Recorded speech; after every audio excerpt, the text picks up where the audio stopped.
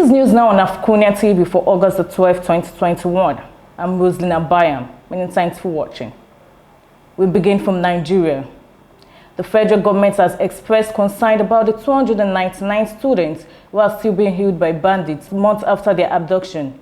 The Minister of State for Education, Chukwuemeka Nwajiriba, in an interview on Wednesday, described the invasion of schools and kidnapping of students as serious matters, adding that the federal government was being conscious in its moves to rescue the students. It was learned that parents of 80 students of Bethel Baptist High School, Maraban Damishi, Kaduna State, who are still in bandits' den, contributed 300,000 each on Friday for the hoodlums. It was gathered that the bandits promised to release the students this week after collecting the money. We recall that bandits on July 5th invaded the school and adopted more than 100 students. On July 25th, when 28 of the students were released, the president of the Nigerian Baptist Convention, Reverend Israel Akonji, said 87 of them were still in captivity.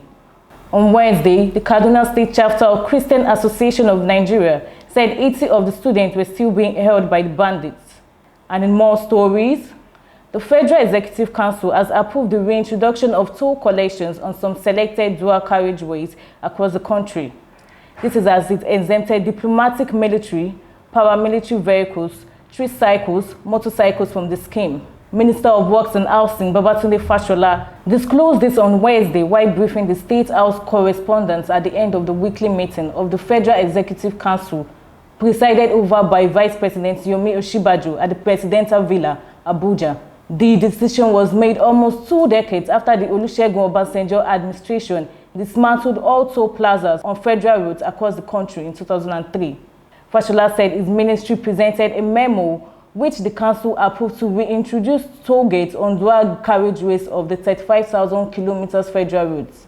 These roads, he explained, amounted to only 14.3% of the entire 35,000 kilometer stretch of federal roads that were dual carriageways and would be eligible for tolling, with vehicles paying between 200 naira and 500 naira toll per trip, depending on their brand, while diplomatic, military, paramilitary, as well as tricycles and motorcycles will be exempted. The minister added that dual carriageways represented only 5,050 kilometers out of the total 35,000 kilometers. And on the African scene, the representative of the Algerian Red Crescent on Wednesday said that more than 600 families have been left homeless because of wildfires near the country's capital. Nafiza Toumi said the fires have killed 65 people in Algeria and have injured more than 1,000 people. Prime Minister Amen said governors in the affected regions had been instructed to house the affected families. We gave strict instructions to the Wilaya region government to direct all university accommodations currently available and all hotels, even private ones, to accommodate all the citizens who were affected by these fires and provide them with all means necessary for the best way until this disaster may pass, God willing, he said. Algerian President Abdelmadjid Tebboune declared a 3-day mourning period this week to honor the lives lost.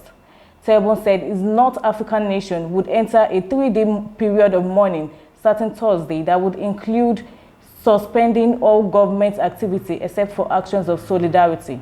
Dozens of fires began devouring forested mountainside in the Berber region of Kabul, east of Algiers, the capital, on Monday, destroying village homes, olive tree orchards, and animals that provide a livelihood for the region.